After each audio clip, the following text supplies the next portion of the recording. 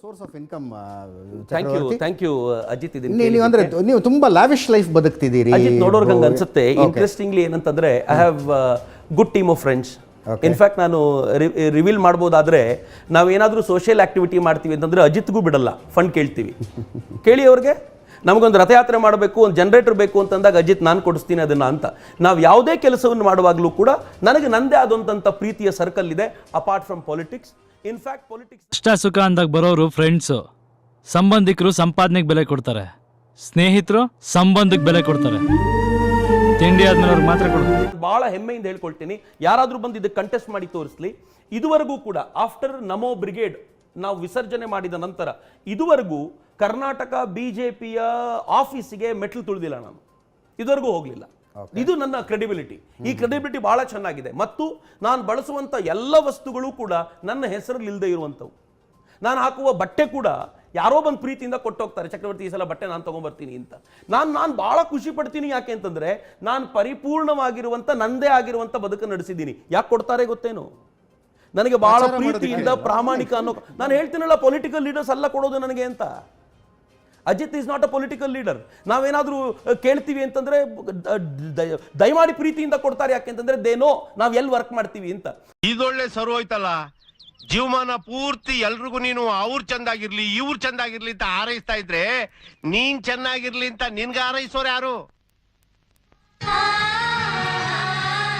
ಒಪ್ತೆ ಕಡೆ ಒಪ್ತೆ. ನಿನ್ ಮನ್ಸು ಎಷ್ಟು ಪರಿಶುದ್ಧವಾಗದು ಅಷ್ಟು ಚೆನ್ನಾಗಿ. ನಾವು ಇತರರ ತರ ಪೊಲಿಟಿಕಲ್ ಲೀಡರ್ಗಳಾಗಿ ದುಡ್ಡು ಮಾಡೋರಲ್ಲ ಅಂತ ತುಂಬಾ ಚೆನ್ನಾಗಿ ಗೊತ್ತಿದೆ. ಅಪಾರ್ಟ್ ಫ್ರಮ್ ದಿಸ್ ನನಗೆ ಅತ್ಯಂತ ಕಡಿಮೆಯಲ್ಲಿ ಬದುಕೋದು ಗೊತ್ತಿದೆ. ನೀವು ಅದಕ್ಕೆ ಹೇಳೋದಲ್ಲ, ನಾನು ಅವ್ರಿಗೆ ಹೇಳದಂತೆ you come and join us. ನೀವೊಂದು 6 ತಿಂಗಳು ನನ್ನ ಜೊತೆ ಇರಿ. ನೀವು 6 ತಿಂಗಳಿದ್ದಾಗ ಗೊತ್ತಾಗುತ್ತೆ ಹೇಗೆ ಬದುಕ್ತಾರೆ ಅಂತ. ಯಾಕೆ ನಿಮ್ಮ ಇಷ್ಟು ವಿರೋಧದ ನಂತರವೂ ಕೂಡ ನನ್ನ ಜೊತೆ ಇರುವಂತ ಪ್ರೀತಿಯ ಕಾರ್ಯಕರ್ತರು ಬಿಟ್ಟು ಹೋಗ್ಲಿಲ್ಲ? ದೇವ್ ಸೀನ್. ಯಾಕೆ ಬಿಟ್ಟು ಹೋಗ್ಲಿಲ್ಲ ಅಂತಂದ್ರೆ, ಒಂದು ಅವ್ರಿಗೆ ನಾನು ದುಡ್ಡು ಕೊಡಬೇಕು, ಇಲ್ಲ ನೀವು ಹೇಳ್ತಿರೋ ಸುಳ್ಳು ಅಂತ ಅವ್ರಿಗೆ ಗೊತ್ತಿರಬೇಕು ಅಂತ.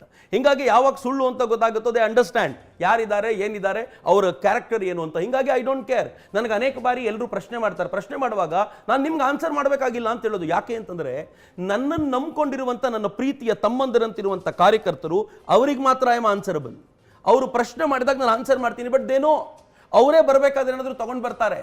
ನನಗೆ ಬೆಳಗಿನ ತಿಂಡಿ ಯಾರ್ದೋ ಮನೆಯಿಂದ ಬರುತ್ತೆ, ಮಧ್ಯಾಹ್ನದ ಊಟ ಮಾತ್ರ ನಾವು ಕುಕ್ ಮಾಡ್ತೀವಿ, ರಾತ್ರಿ ಊಟನ ಮಾಡೋದೇ ಇಲ್ಲ, ಅಗತ್ಯವೇ ಇಲ್ಲ. ಬೆಳಗ್ಗೆ ತಿಂಡಿ ಯಾರೋ ತಗೊಂಡು ಬಂದು ಕೊಟ್ಟು ಹೋಗ್ತಾರೆ. ನನ್ನ ಬದುಕಿನ ಶೈಲಿಯೇ ಹಿಂಗಿದೆ. ಇತ್ತೀಚೆಗೆ ಒಬ್ಬ ಪೊಲಿಟಿಕಲ್ ಲೀಡರ್ ಸಿಕ್ಕಿದ್ರು, ಒಂದು ಪಾರ್ಟಿಯ ವಕ್ತಾರರು. ನಾನು ಕೇಳಿದ್ರು, ಚಕ್ರವರ್ತಿ 100 ಕೋಟಿ ರೂಪಾಯಿ ನಿಮ್ಮ ಹತ್ರ ಇದೆ ಅಂತ ಹೇಳ್ತಾರೆ ಅಂತ. ಓಕೆ, ನಾನು ರಿವೀಲ್ ಮಾಡ್ತೀನಿ ಅವ್ರ ಹತ್ರ ಏನು ಹೇಳಿದೆ ಅಂತ. ನನ್ನ ಅಕೌಂಟ್ ಬುಕ್ ತೆಗೆದಿಡ್ತೀನಿ, 2.25 ಲಕ್ಷ ರೂಪಾಯಿ ಇದೆ ಅದರಲ್ಲಿ. ಮೋಸ್ಟ್ ಆಫ್ ಇಟ್ ನನ್ನ ಯೂಟ್ಯೂಬ್ ಚಾನಲಿಂದ ಬರುತ್ತೆ. ತಿಂಗಳಿಗೆ ಒಂದು 18,000 to 20,000 ರೂಪಾಯಿ ಯೂಟ್ಯೂಬ್ ಚಾನಲಿಂದ ಬರುತ್ತೆ. It's more than enough for me. ನನ್ನ ಖರ್ಚೇ ಆಗಲ್ಲ. ನಾನು ಸೀರಿಯಸ್ ಆಗಿ ಹೇಳಬೇಕು ಅಂತಂದರೆ ತುಂಬ ಕಷ್ಟ ಆಗೋದು ನನಗೆ ಯಾವುದಕ್ಕೆ ಗೊತ್ತೇನು? ದೊಡ್ಡ ಗಾಡಿನ ಯಾರೋ ಕೊಟ್ಟಿದ್ದಾರೆ ಪುಣ್ಯಾತ್ಮ, ಅದ್ರ ಮೇಂಟೆನೆನ್ಸ್ ಮಾಡಲಿಕ್ಕಾಗಲ್ಲ ನನಗೆ. 10,000 ಕಿಲೋಮೀಟರ್ ನನಗೆ 2 ತಿಂಗಳಲ್ಲಿ ಮುಗಿದೋಗುತ್ತೆ.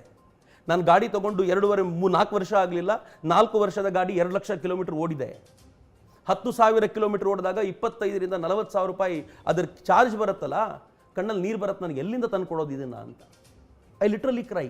ಆದರೆ ನನಗೆ ಕೆಲವರು ಮಿತ್ರರು ಹೇಳ್ತಾರೆ, ಜನ ಭಾವಿಸೋದು ಭಾಳ ಒಳ್ಳೆಯದು, 300 ಕೋಟಿ 500 ಕೋಟಿ 1000 ಕೋಟಿ 2000 ಕೋಟಿ ಅಂತ ನಿಮ್ಮ ಬಗ್ಗೆ ಅಂದ್ಕೊಳ್ಳಿ. ಯಾಕೆ ಅಂದರೆ ನಿಮ್ಮನ್ನು ಮುಟ್ಟಬೇಕಾದ್ರೆ ಯೋಚನೆ ಮಾಡ್ತಾರೆ, ಭಾಳ ದೊಡ್ಡ ಪಾರ್ಟಿಯಪ್ಪ ಇದು, ಮುಟ್ಟಬಾರ್ದು ಇದನ್ನ ಅಂತ ಅಂದ್ಕೊಳ್ತಾರೆ ಅಂತ. And I feel proud.